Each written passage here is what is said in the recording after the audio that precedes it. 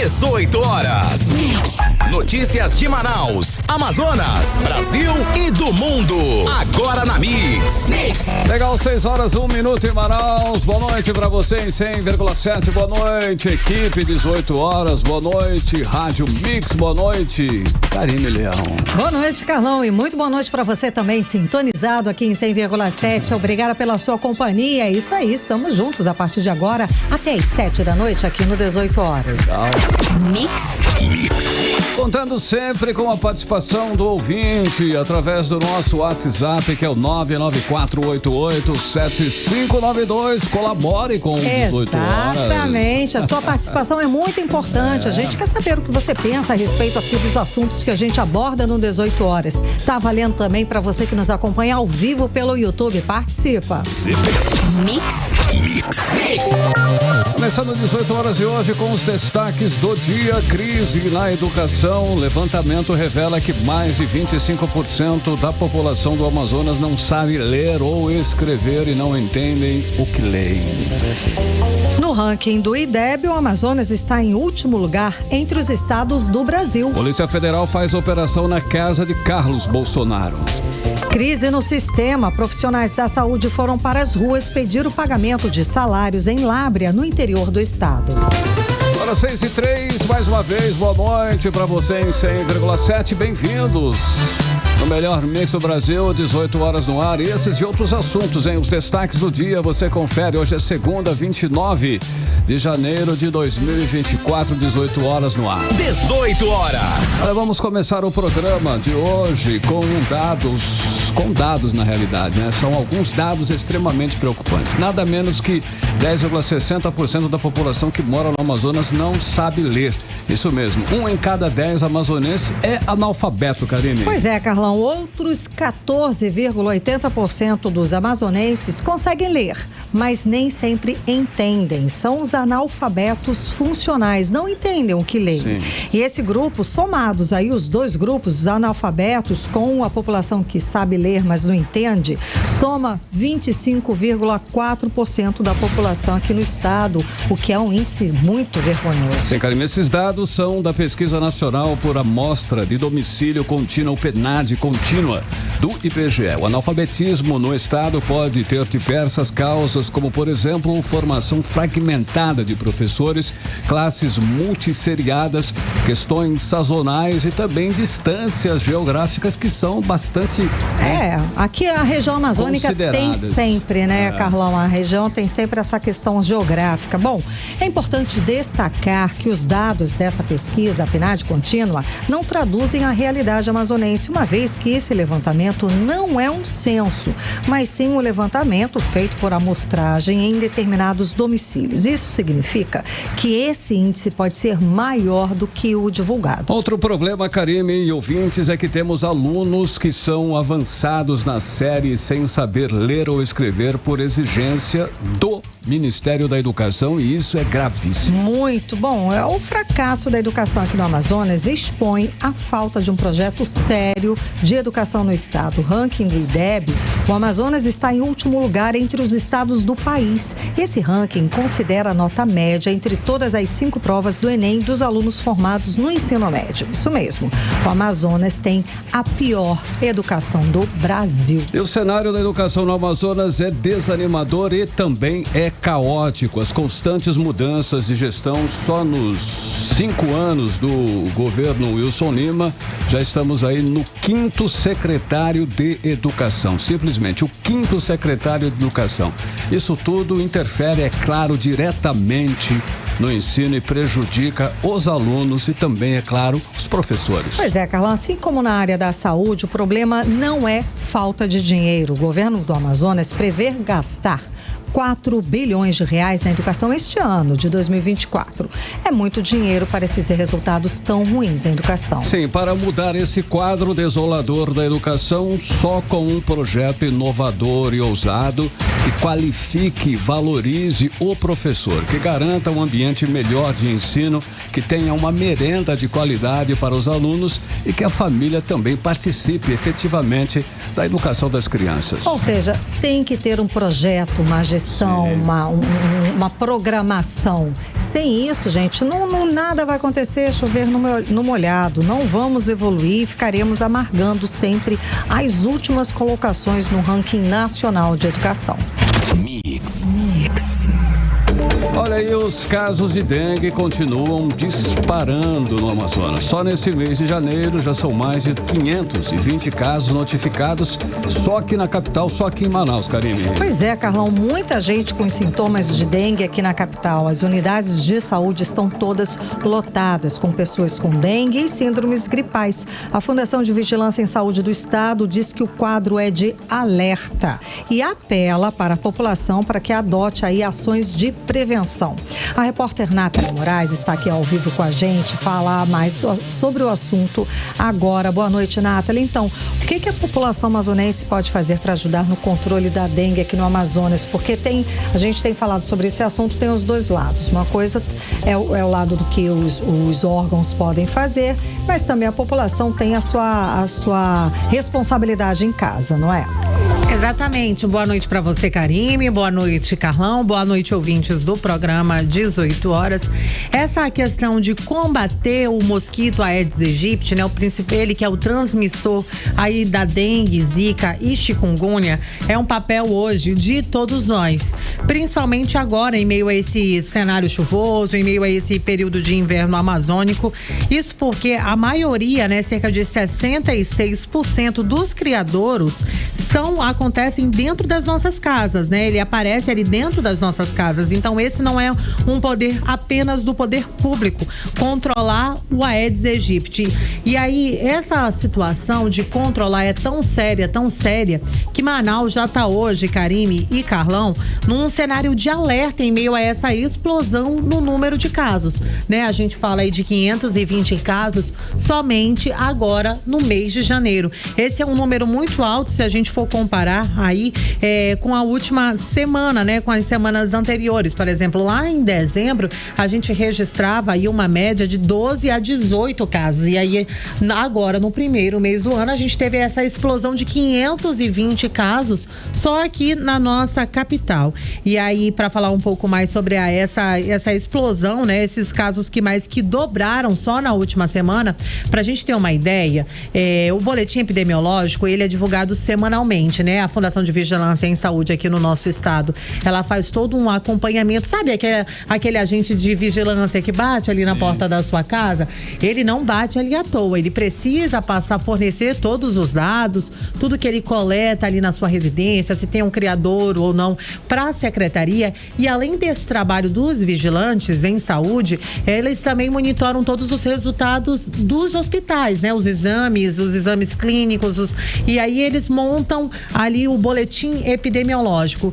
E aí, só na última semana, os casos mais que dobraram. Nossa. Então, assim, é um cuidado, é um trabalho que precisa partir de todos nós. E quem falou um pouco mais sobre esse alto número dos casos de dengue aqui na nossa capital foi a Marinélia Ferreira, ela que é diretora epidemiológica da Secretaria Municipal de Saúde aqui da nossa capital. Vamos conferir. Com o aumento das chuvas, na verdade, né, que foi um pouco retardado na nossa região, mas Manaus, a partir do momento que começa a chover e eu tenho um recipiente a céu aberto que pode servir de criadouro, é esperado, inclusive, um aumento de casos. O que nós devemos fazer? O morador, na sua casa, aplicar o checklist 10 minutos, com 10 minutos ele consegue fazer toda a análise de possíveis criadores na sua casa e também, sim, denunciar casos de pneus ou outros locais que possam servir de criadouro. E, em caso de sinais e sintomas, procurar a unidade básica mais perto da sua casa.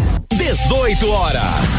Karime, Carlão, ouvintes, a gente ouviu aí a fala da Marinélia Ferreira, que é diretora de Vigilância Epidemiológica da Censa, né? E vale a gente reforçar, Karime, né? A eliminação dos criadores do mosquito Aedes aegypti, né? É um papel de todos nós, né? Entre os principais pontos que a gente deve começar verificando aí são os depósitos domésticos que podem causar ali a proliferação dos mosquitos. Ah, Nathalie, que depósitos são esses? A gente sabe, né? Caixa d'água, vaso com planta, calha ali das telhas. A gente também tem aquelas pessoas que que são mães de planta, né? Hoje em dia é muito comum. Eu tenho vários, mas não tem pratinho embaixo. As plantas não podem ter, É muito importante nesse período, né? Se você coloca ali os vasos têm alguns pratinhos que encha de terra e que você monitore ali semanalmente mesmo, para que aquele local não se torne ali um criadouro do mosquito Aedes aegypti, né? É importante que o morador faça uma vistoria semanal, né? Em casa, você pode também fazer essa vistoria, Karime, é muito importante a gente falar também do nosso ambiente de trabalho. Sem porque dúvida. Muitas vezes, né, a gente só olha ali na nossa casa, mas, sei lá, vai que ali no nosso trabalho tem um baldinho ali que acumula a água do ar-condicionado e não é feita a manutenção, a higienização da maneira correta. É um papel de todos nós hoje realmente eliminar os criadouros, e a principal medida de prevenção é depósito sem água. Para falar um pouco mais, né, sobre esse papel de fiscalização que é de todos nós, eu conversei com o Helder Figueira, ele que é diretor epidemiológico da Fundação de Vigilância em Saúde aqui no nosso estado. Mais de 70% dos criadouros do Aedes aegypti estão dentro de casa ou dentro dos quintais. Essa parceria é fundamental. Geralmente, dengue começa com febre alta, dor atrás dos olhos e manchas vermelhas pelo corpo. É importante que você fique alerta a alguns sinais e sintomas de gravidade maior dos casos de dengue. Principalmente quando você tem, por exemplo, um leve sangramento na gengiva ao escovar os dentes, ou então dor abdominal intensa. Procure a unidade de saúde, procure o serviço médico para que seja orientado e devidamente tratado. 18 horas. Karime e Carlão, nós ouvimos aí a fala do Helder Figueira, ele que é diretor epidemiológico da Fundação de Vigilância em Saúde aqui do nosso estado. Pois é, a gente sabe que a gente está vivendo, né, Karime, uma explosão no número de casos de arboviroses, não somente de dengue, zika e chikungunya. As outras doenças, né, inclusive a Covid-19, vem apresentando um número expressivo no aumento no número de casos. Então é importante que você fique atento a esses sinais, né, e como o Helder disse, apareceu manchinhas avermelhadas na pele, teve qualquer sangramento na região da gengiva, percebeu qualquer diferença ali no momento que foi fazer a escovação dos dentes, é imediato correr para a unidade básica de saúde, procurar uma unidade. Isso, dor de cabeça muito forte, febre, dor no fundo dos olhos, indisposição, é melhor procurar uma unidade de saúde para saber até o que é. Pode ser também a Covid. Então é bom da gente alertar novamente para os cuidados. Não é? Exatamente, Karime, e é muito importante, né? Inclusive agora que a gente está entrando agora nessa semana aí de carnaval, que todo mundo esteja com o calendário vacinal em dia. E também, é claro, se possível, tente manter os cuidados, né? Todos aqueles cuidados que a gente aprendeu lá na pandemia, distanciamento social, ao apresentar qualquer sintoma gripal, usa máscara, álcool em gel 70%, higienizar as mãos corretamente. Prevenção nunca é demais. Karime e Carlão, boa noite. Boa noite, Nathalie Moraes, obrigada pelas informações. Boa noite, Nathalie Moraes, 6h14, você no melhor mix do Brasil. 18 horas. Olha só, a Justiça adiou pela terceira vez, o julgamento dos PMs envolvidos na chacina do Grande Vitória, que aconteceu em outubro, lá em 2016, Karime. Pois é, Carlão, o julgamento dos 7 policiais militares envolvidos, que deveria acontecer hoje, foi adiado para o dia 1º de abril. O repórter André Meirelles está acompanhando o caso, traz mais informações sobre o assunto pra gente. Boa noite, André. A gente sabe o motivo que esse julgamento foi adiado de novo, André? Boa noite. Olha, desta vez a falta de um promotor de justiça para atuar no caso foi o motivo do adiamento. Karime, Carlão e ouvintes, boa noite a todos. Olha, é a terceira vez que o julgamento dos policiais réus desse caso, que ficou conhecido aí como a chacina do Grande Vitória, é adiado. Esse julgamento dos policiais militares, José Fabiano, Edson Ribeiro, Ronaldo Cortez da Costa, Elderson Alves, Cleidson Enéas, Denilson de Lima e Isaac Loureiro, que deveria acontecer hoje, foi adiado para o dia 1º de janeiro. Parece mentira, mas não é não. Foi adiado aí para o dia 1º de janeiro. O caso aconteceu, esse caso aconteceu aí, Karime, Carlão e ouvintes. É 1º de abril. 1º de abril, perdão, olha só. Exatamente. Então foi adiado para o dia 1º de abril. Por isso que eu falei que parece mentira, porque as pessoas consideram. Atenção, verdade. 1º de abril, dia da mentira, mas foi adiado aí para o dia 1º de abril. Esse caso, ele aconteceu na madrugada do dia 29 de outubro de 2016. Isso já faz aí há mais de 7 anos. Só que os familiares, né, dessas 3 vítimas continuam buscando por justiça, né? A justiça aí pela morte de Alex Júlio Roque de Melo, Rita de Cássia Castro da Silva e o Everton Marinho Gonçalves. O que aconteceu nesse dia 29 de outubro de 29 para 30 de outubro de 2016? Os 3, eles acabaram sendo abordados aí por policiais militares que foram colocados em uma viatura. E tudo isso foi registrado por câmeras de seguranças quando flagrou aí e mostrou o momento em que os policiais colocam os 3 na viatura. Desde esse dia aí, o trio desapareceu e até hoje eles não foram encontrados. Só que a Polícia Civil fez toda uma investigação e concluiu que os 3, esse desaparecimento, na verdade, se trata de um homicídio, segundo a polícia. Os 3 foram mortos e aí a Polícia Civil apontou que esses policiais são os principais suspeitos do crime. Né? Então, esse é o motivo desses familiares estarem esperando esse julgamento que, mais uma vez, foi adiado hoje. Inclusive, o adiamento desse julgamento causou revolta nos familiares das vítimas, que hoje, em frente ao Fórum Enoque Reis, eles fizeram uma manifestação, usaram cartazes, gritaram pedindo justiça e também a condenação dos réus. Quem esteve por lá também foi a diarista Arlete Roque. Ela tem 54 anos de idade, mãe de uma das vítimas do Alex, não escondeu ali toda a revolta dela e desabafou contando um pouco sobre o dia do crime. Vamos conferir. Foram o irmão da Cássia. Chegaram com a gente aqui 3h45 da manhã, gritando: ei, senhores, porque eu não conhecia esse jovem. Eu não conhecia a Cássia, eu não conhecia o Everton, agora que eu tô conhecendo essas famílias. Senhores, levaram os 3 meninos e aí nós sai. Aí o rapaz diz bem assim: seu Júlio, levaram o Alex, a Cássia e o Everton. E aí, pra onde? Aí fomos atrás, que achamos, né? O meu marido que achou um projeto, achou a sandália do meu filho que estava cheio de sangue, 3 sacos que estavam ali, como eles foram mortos ali, mas cadê os nossos filhos? Aonde que eles colocaram? Eu queria menos saber onde que tá a ossada dos nossos filhos para nós fazer um enterro digno para com eles. Sumiram com nossos filhos, desde 2016 que a gente luta pedindo justiça, e essa justiça até agora está falha. 18 horas. Karime, Carlão e ouvinte, a gente ouviu a fala aí da Arlete Roque, ela é mãe do Alex Roque, que também é uma dessas vítimas desaparecidas, buscando forças para falar, né, sobre o assunto. Claro, não é fácil. Importante que ela salientou ali, André, Carlão, que até hoje eles não conseguiram enterrar, não conseguiram fazer essa despedida digna, esse enterro digno. Não acharam até hoje, ou seja, tá sem resposta, um sofrimento desde 2016. Gente, que horrível, né, André? Isso, e a polícia acredita que realmente eles estão mortos, né, porque várias evidências apontam para isso. Uma dessas evidências foi aí com o apoio de escutas telefônicas, foi a constatação da ligação de uma das vítimas, o Alex Roque, com um suposto traficante de drogas.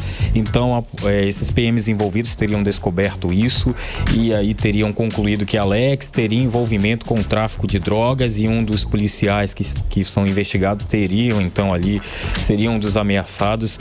Então, foi feito essa escuta e através dessa escuta a polícia pôde comprovar aí que realmente o envolvimento desses policiais militares com a morte desse trio. Vamos conferir essa conversa.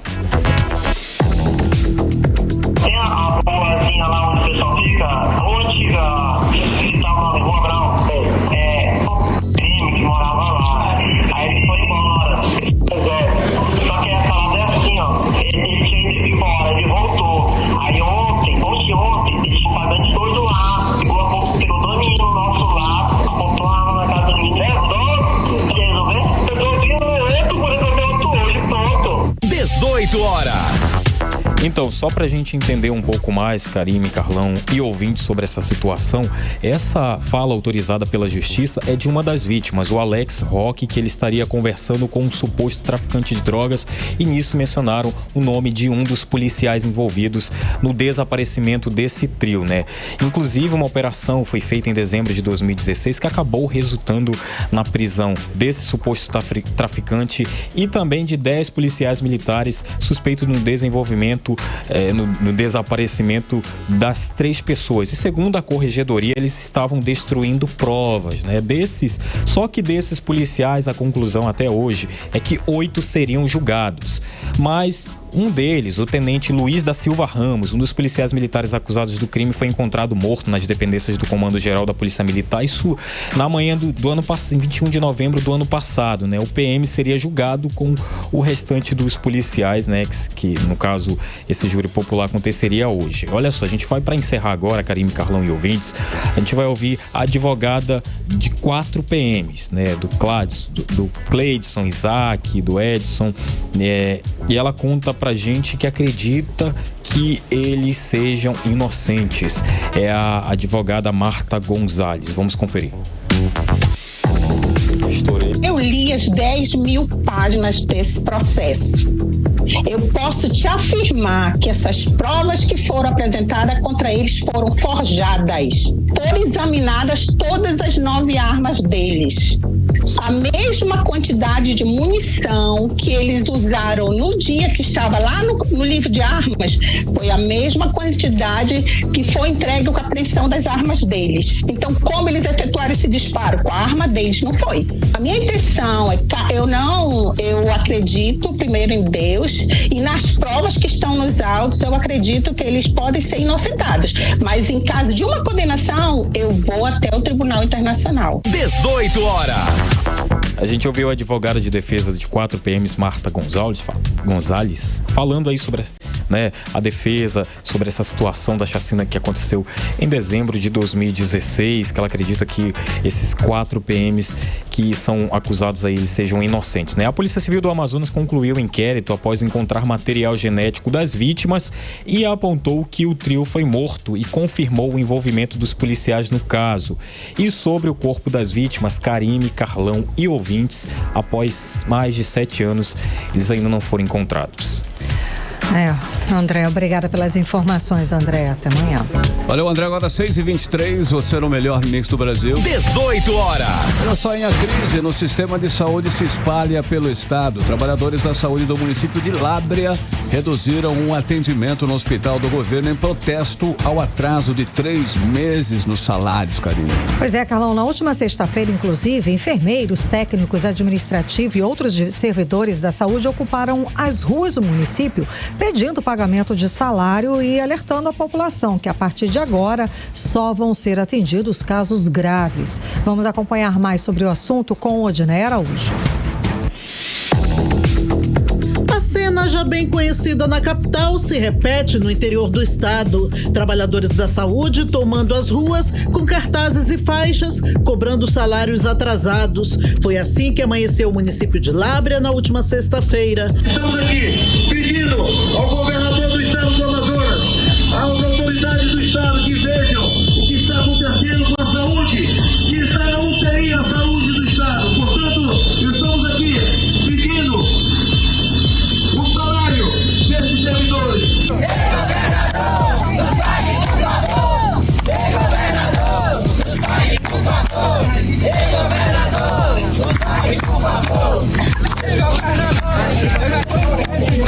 Em um vídeo publicado nas redes sociais do deputado federal Sidney Leite, enfermeiros disseram que se na capital, onde há mais visibilidade, os trabalhadores da saúde já sofrem com salários atrasados, no interior eles estão completamente abandonados pelo governo do estado. O objetivo dessa manifestação nesse primeiro momento é ser ouvido pelos meses de salário atrasado que nós temos mediante o não pagamento do estado.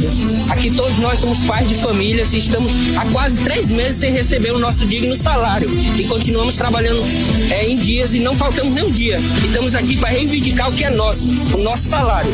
E a partir do sábado, às 6h15 da tarde, às 18h15, o Hospital Regional de Lábrea só atenderá urgência e emergência como uma medida para ver se a gente é ouvido. Porque até então já fazem quase 3 meses e a gente está esquecido aqui em Lábrea. Somente casos graves estão sendo atendidos, até porque sem salários, alguns trabalhadores estão com dificuldades de ir ao hospital todos os dias. Os vereadores do município aderiram à manifestação dos trabalhadores da saúde e denunciam, além do atraso no salário dos servidores, perseguição a quem ousar cobrar os salários atrasados. Governador, Lábrea faz parte da Amazonas, eu dei voto em Lábrea também.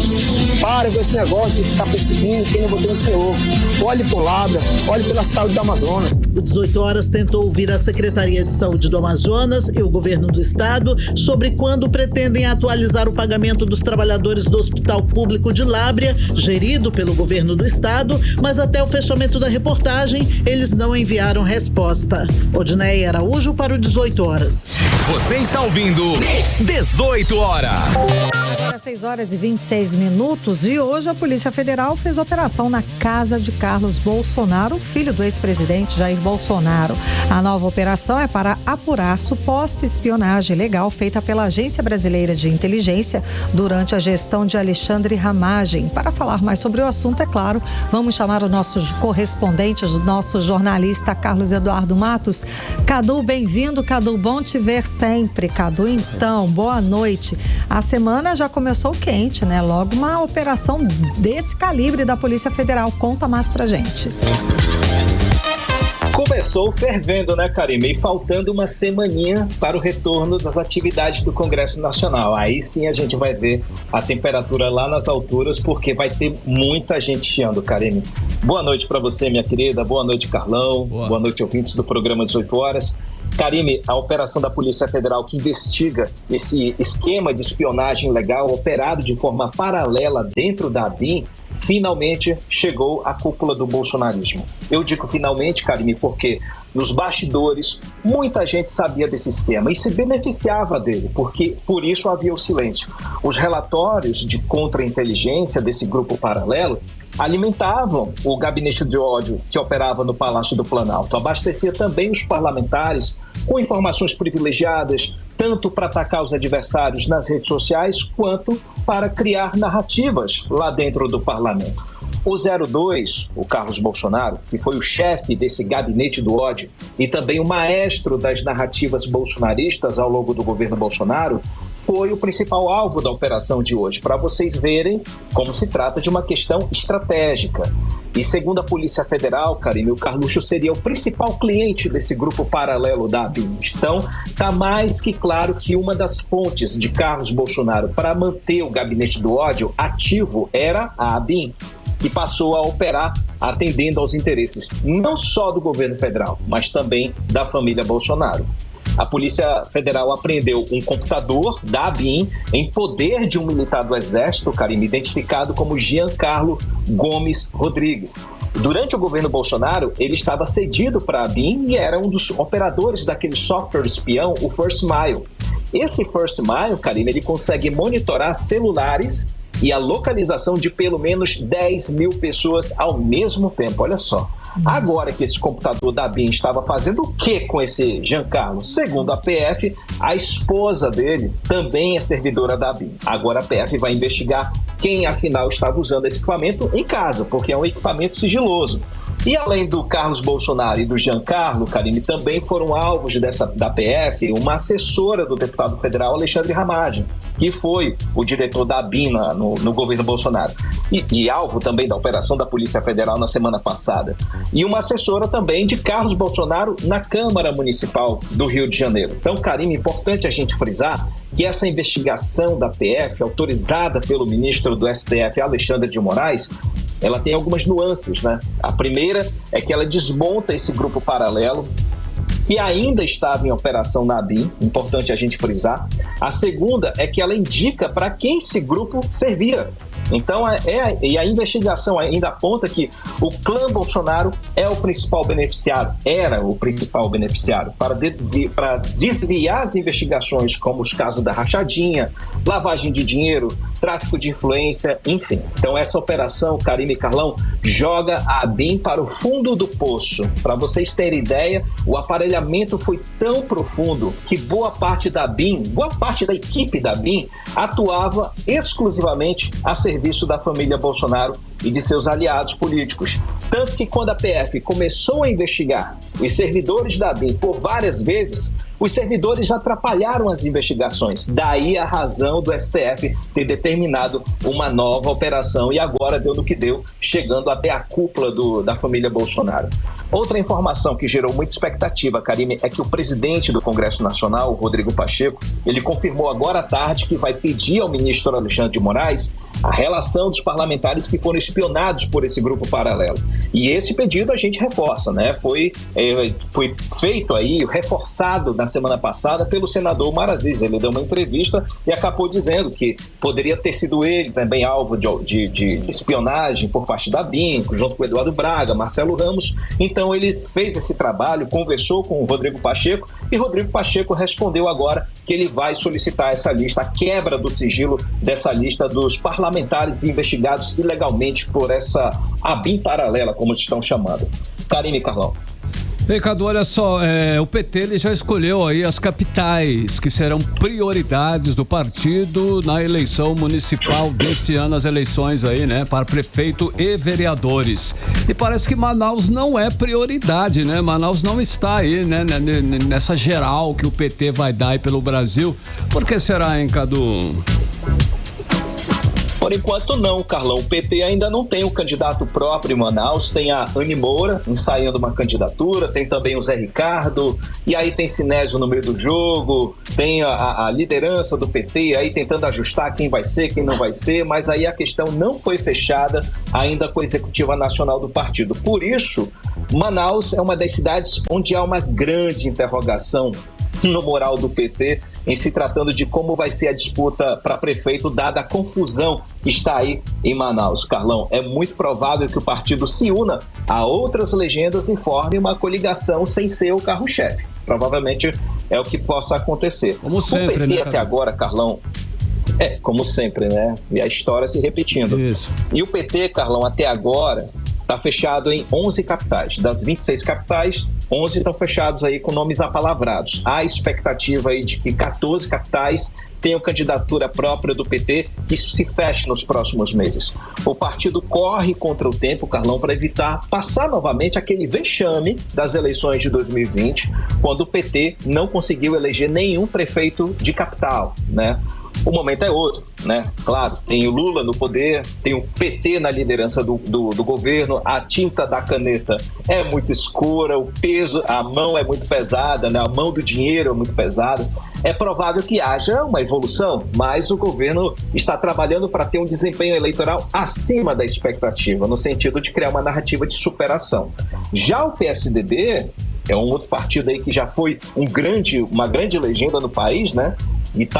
Que já polarizou a política brasileira por um tempo, está nesse mesmo barco de indecisão.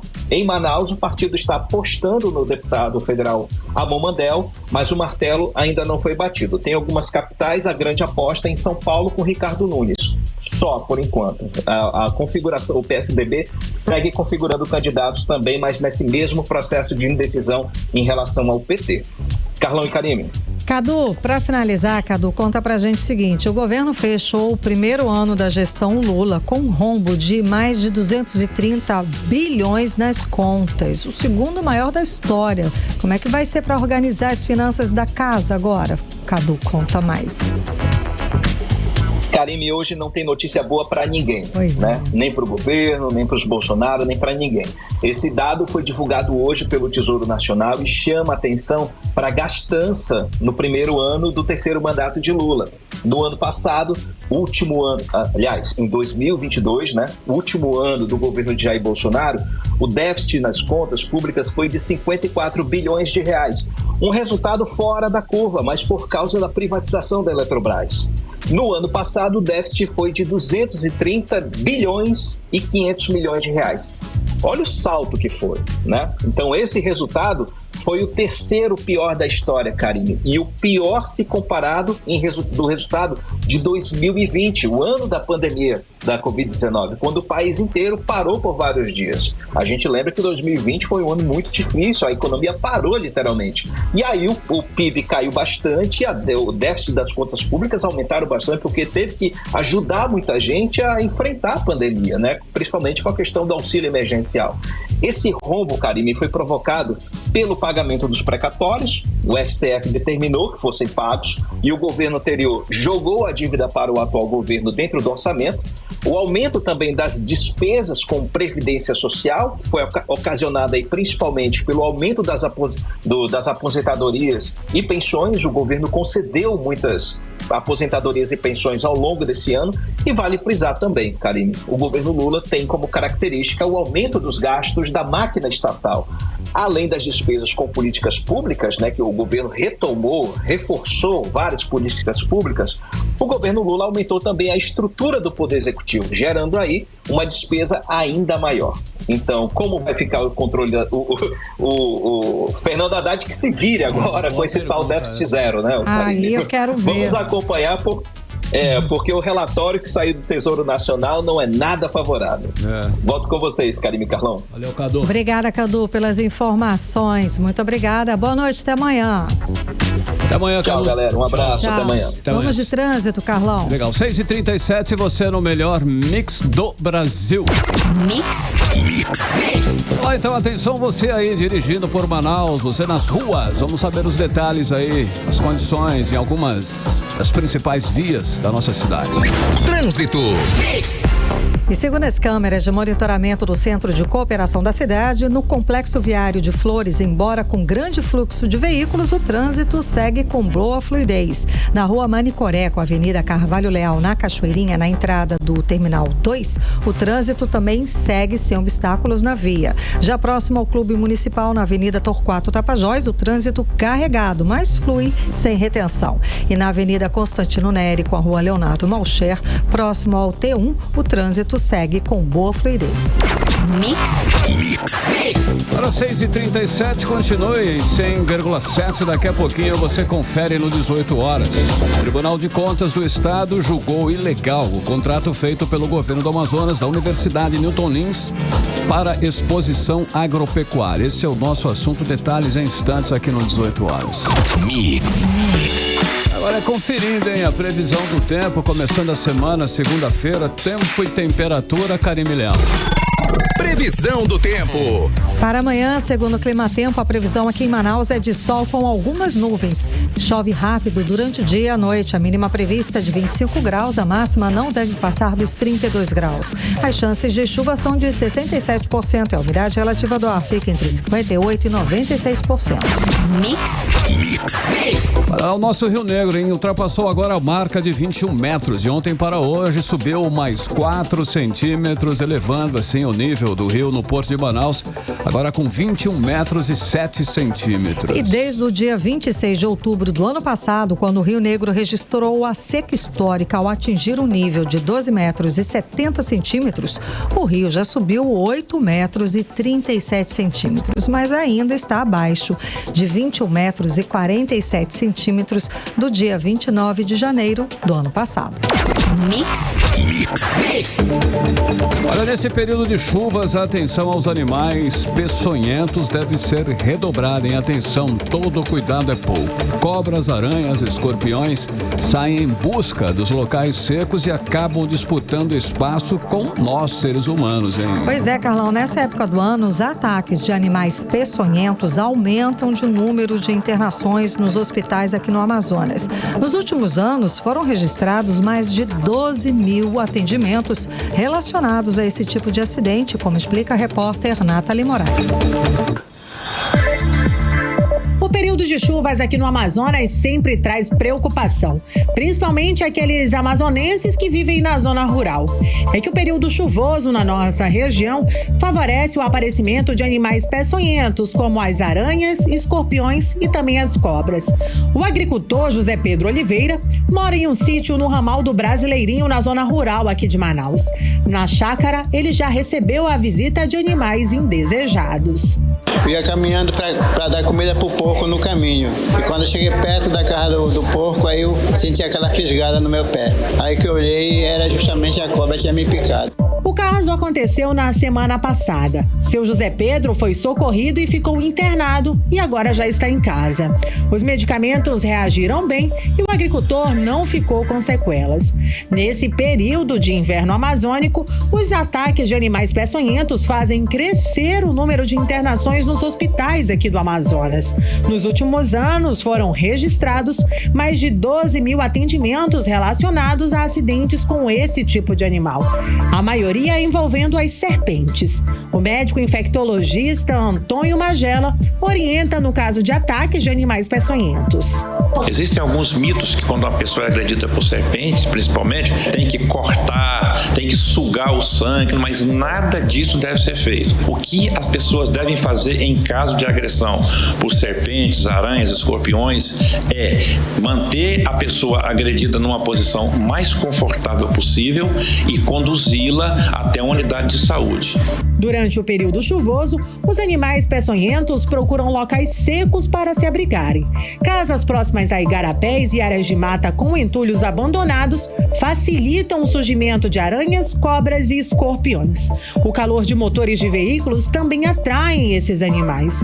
O especialista em resgate de animais, Marcelo Freire, explica o que pode ser feito nessa situação. Não ter contato com o animal, acionar os órgãos ambientais e, se for um caso que a serpente está dentro da residência, está colocando em risco a vida das pessoas, ligar para o 190 ou para o nosso disco de denúncia, que é o 8842-1553. Além de chamar o resgate ligando para os bombeiros no 193, é preciso isolar a área em que o animal esteja e nunca tentar capturar o animal por conta própria. Nathalie Moraes para o 18 horas. Você está ouvindo 18 horas.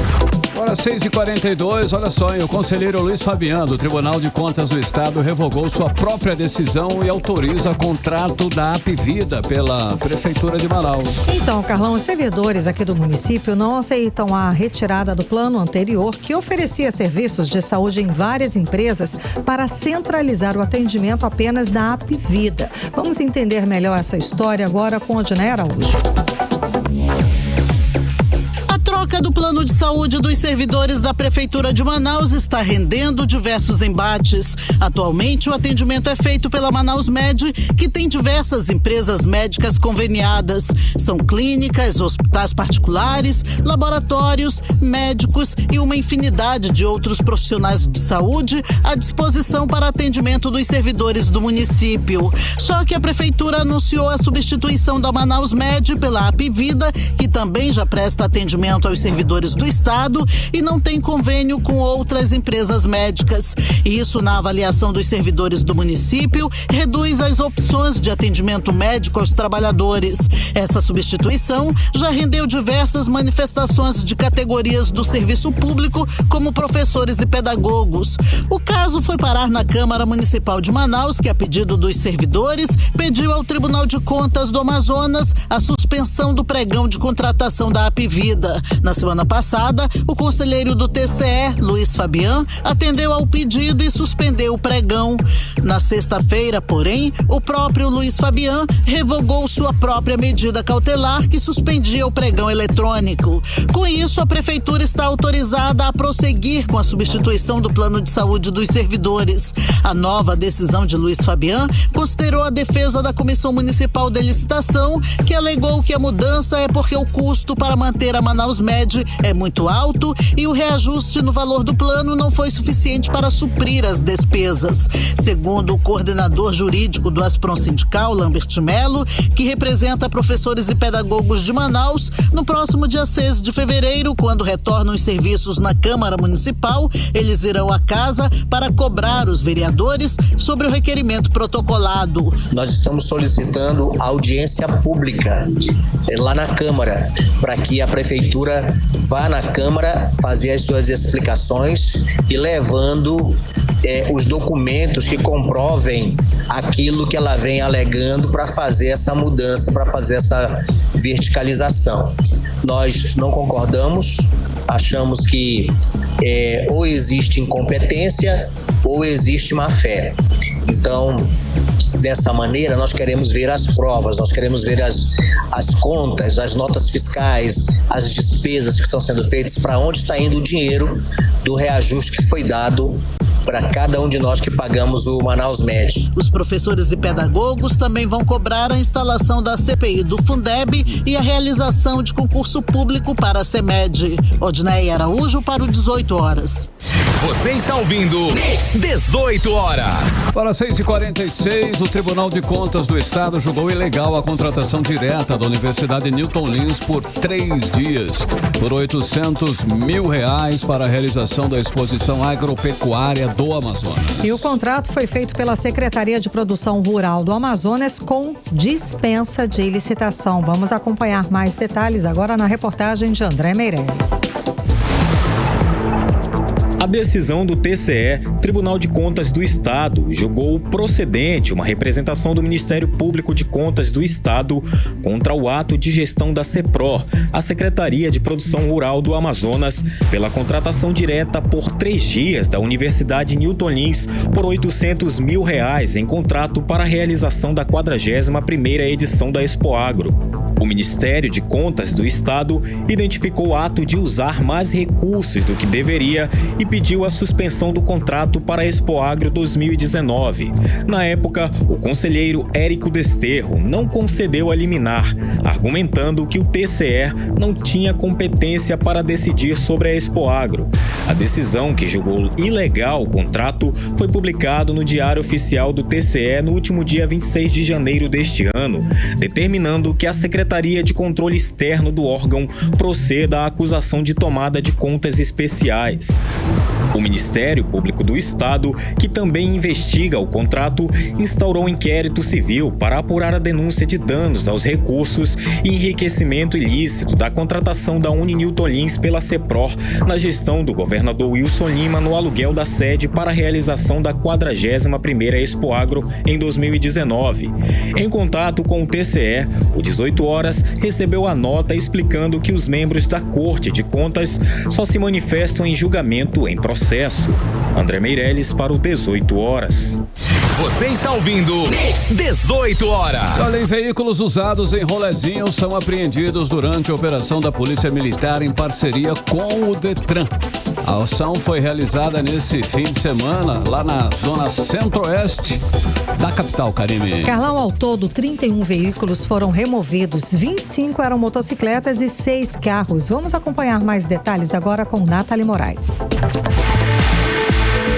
Uma operação integrada foi deflagrada pela Polícia Militar, a Secretaria de Segurança Pública e o Departamento Estadual de Trânsito aqui do Amazonas, para fiscalizar os postos de gasolina e também as distribuidoras de bebidas localizadas nos bairros da Alvorada e também no Lírio do Vale, na zona centro-oeste aqui de Manaus. Durante a ação, 31 veículos foram removidos.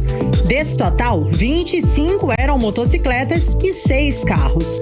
Além disso, foram realizadas 86 notificações e testes do bafômetro.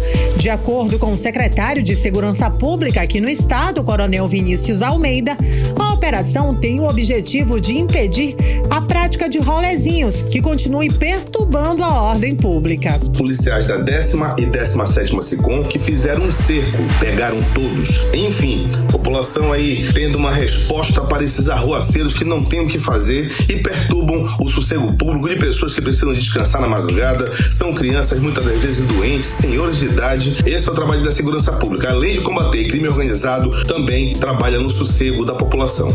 Na última semana, a Secretaria de Segurança Pública aqui do estado instalou câmeras de segurança na Avenida Laguna, principal ponto onde os rolezinhos estão sendo registrados aqui na nossa capital.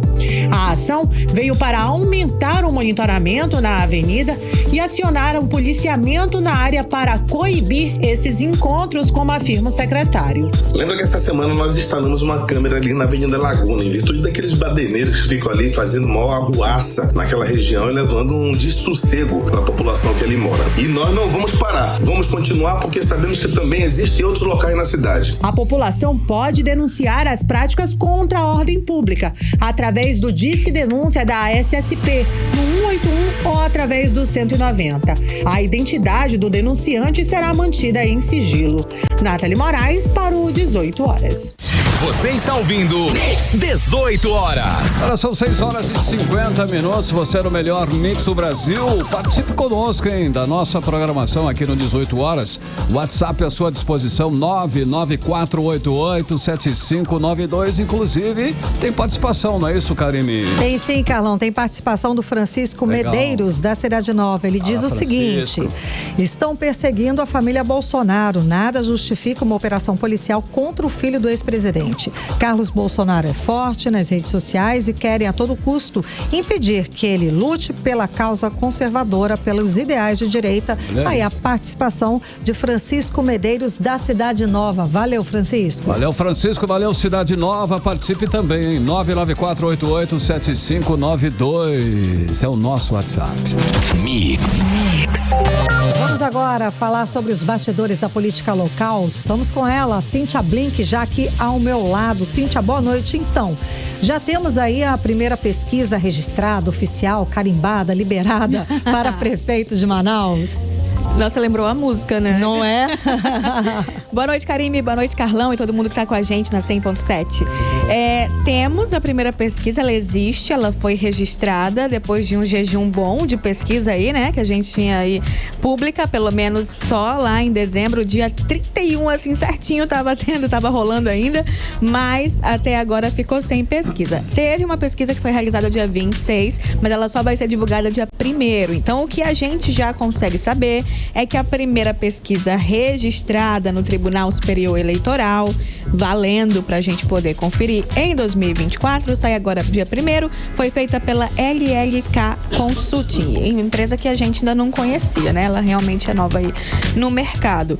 A principal pergunta foi: em quem você votaria para prefeito de Manaus? E aí, entre os nomes que apresentaram, tem Amon Mandel, ele ainda vai dizer se vem ou não, né? Vamos lembrar que depois do carnaval, quando o Brasil começa a acontecer de verdade, é quando a Amon conta pra gente se ele vem ou não, mas há uma grande fala aí nos bastidores de que sim, ele virá.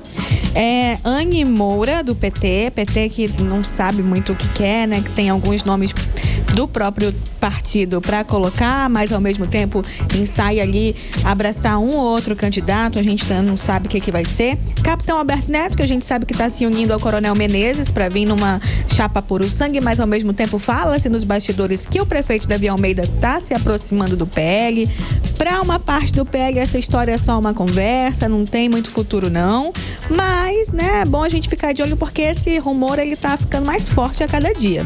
O próprio Coronel Menezes está na lista, Davi Almeida, claro, né, candidato aí à reeleição, Roberto Cidade, Sinésio Campos, Wilker Barreto e Zé Ricardo. Então, dia 1º eu trago aí a resposta de o que deu. A pesquisa também falou sobre a aprovação de prefeito e governador. Também fez essa pergunta, mas eu trago tudo dia 1º, que tá bem aí. O janeiro vai acabar, eu juro. Olha, gente, vamos passar o Réveillon onde? Essa semana acaba. Karime, Carlão. Blink, olha só, em 11 meses, hein, os vereadores de Manaus gastaram simplesmente 3 milhões de reais em combustíveis. É isso? É isso, são 130 mil voltas ao mundo. Se juntar Deus. É uma baba. 130 voltas ao mundo, ao redor da Terra, né? Enfim. Bom, a gente sabe que eles costumam gastar um preço bem alto aí com combustível. Isso vem do cotão, é a cota de exercício de atividade parlamentar, né? O CEAP. Que assim, há uma ideia de que quem gasta menos, o CEAP é um ótimo político. Gente, sinceramente, eu não concordo com essa colocação, porque o CEAP ele serve para que você gaste no trabalho. Então, se você não gasta nada, quer dizer o quê? Que você não está trabalhando? Entende? Quem faz o trabalho de vereador, o trabalho de deputado, o trabalho seja lá o que for como parlamentar, ele realmente precisa de recursos para trabalhar. Agora, é claro que se você gasta a maior parte disso em combustível, alguma coisa pode soar estranha. Ou em algum outro item ali, dá para desconfiar, né? E o que mais gastou dentre os 41 foi o vereador Raif Matos, aquele que, enfim, a gente já falou dele algumas vezes aqui. Ele colocou música ano passado na tribuna, ele colocou MC Pipoquinha no telão, ele foi o que mais gastou com combustível. E lembrando que eles não estão usando o cotão, tá, gente? Está suspenso o cotão na Câmara Municipal por causa de uma decisão judicial. E aí o presidente decidiu suspender o cotão completamente. Não estão tendo acesso a isso até agora. Karime, Carlão. Cíntia, então agora para finalizar, conta pra gente como é que foi a posse do desembargador Jomar Fernandes como presidente do Colégio Permanente de Corregedoras e Corregedores Gerais dos Tribunais de Justiça do Brasil. A solenidade foi bastante concorrida, né? Nome difícil, pomposo, adoro. E que combina com a importância do cargo. Pronto, exato. E a primeira vez que um amazonense ocupa essa presidência, então foi muito prestigiado, importante. Sim, muitos desembargadores, o judiciário inteiro daqui do Amazonas foi lá para participar. Tribunal de Contas do Estado do Amazonas estava lá em peso. Deputados federais também estavam lá, mas ausências chamam a atenção, né? Nesse tipo de situação. Nenhum senador participou dessa cerimônia. Eita. Foi muito curioso isso, porque realmente é um momento importante para o Amazonas e é um cargo importante, lógico, que faria sentido ter toda essa reverência. Tanto que saíram pessoas daqui, prefeito de Juruá foi participar, mas senadores que estão em Brasília não participaram desse marco, desse evento que aconteceu. Eu não tive nenhuma resposta deles de por que essa falta, mas, enfim, soou estranho. Foi perceptível para todos que estavam lá que, olha só, tá faltando 3 pessoinhas aqui. Importantes, 3 pessoinhas muito importantes, inclusive. Exatamente. Mas acho que essa falta, essa ausência é possível destacar. Que às vezes a presença importa, mas as ausências também são notadas. Karime, Carlão, eu volto amanhã. Olha aí, que beleza. Obrigada, Cíntia, pelas informações. Até amanhã. Ok, agora são 6h57. Você no melhor mix do Brasil. Mix. 18 horas. Esporte. Legal, giro esportivo. Agora Cid Soares na área. Segundou, Cid. O que nós temos aí de destaque para esta semana no esporte aqui em Manaus e Brasil, né? Segundou é ótimo, né? Ave Maria, chega a dói isso, hein? Mas olha só, o Amazonas segue sem conseguir vencer o Campeonato Amazonense deste ano. No último sábado, o clube ficou empatado em 1-1 com Parintins no estádio Francisco Garcia, lá em Rio Preto da Eva. As condições do gramado e principalmente a arbitragem foram motivos de reclamação do técnico Luizinho Vieira após o jogo. Não é a primeira vez, isso possivelmente continue acontecendo, né? E realmente o treinador pediu melhorias aí nas condições dos estádios do Barezão. Na quarta rodada, o Amazonas enfrenta o Rio Negro em casa. A partida está marcada para o próximo sábado às 3h30 da tarde no estádio Carlos Amit. E ontem à tarde o São Raimundo venceu o Operário por 1-0 no estádio Gilberto Mestrinho, lá em Manacapuru, pela terceira rodada do Amazonense.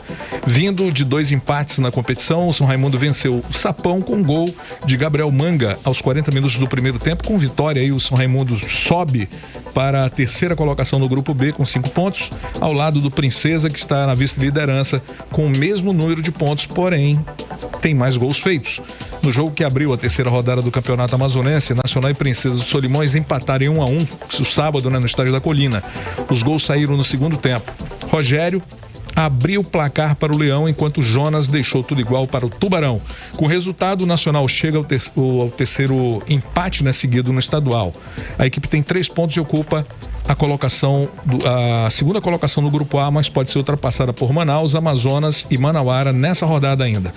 E olha, a Just Motors Racing conquista aí o pódio no GP 1000 milhas de Interlagos em São Paulo. Eu falei aqui que eles ganharam a pole para sair na frente, né? Mas não deu para eles ainda pro primeiro lugar agora, né? É a primeira vez que o Amazonas faz pódio nessa competição. A equipe é formada pelos pilotos Paulo de Carli Filho, Paulo de Carli, Márcio Pavanelli e Walter Neto. Eles revezaram o comando do carro durante 12 horas do Grande Prêmio 1000 milhas.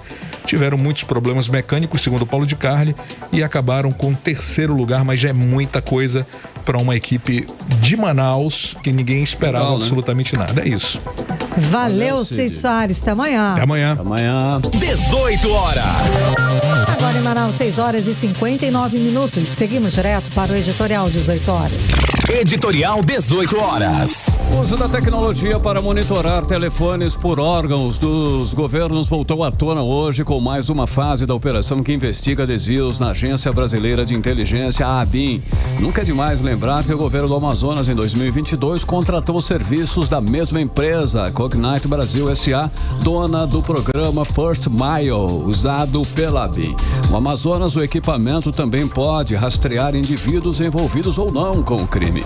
Pode monitorar as localizações geográficas em tempo real de telefones. Foi comprado por 6,4 milhões de reais. A Secretaria de Segurança disse que o sistema é para combater o crime organizado e é legal, auditável e o seu uso é controlado.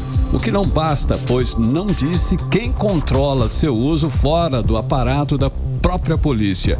Afinal, a tecnologia pode ser muito boa contra o crime organizado, mas jamais deve ser usada de maneira nenhuma, de forma nenhuma, a fazer monitoramento ilegais de autoridades ou cidadãos. 18 horas. 7-1, Karime. Boa noite, gente. Um beijo. Até amanhã. Até amanhã. Você ouviu 18. As notícias do Brasil e do mundo. De volta amanhã. Você está na Mix, o melhor mix do Brasil. Rádio Mix.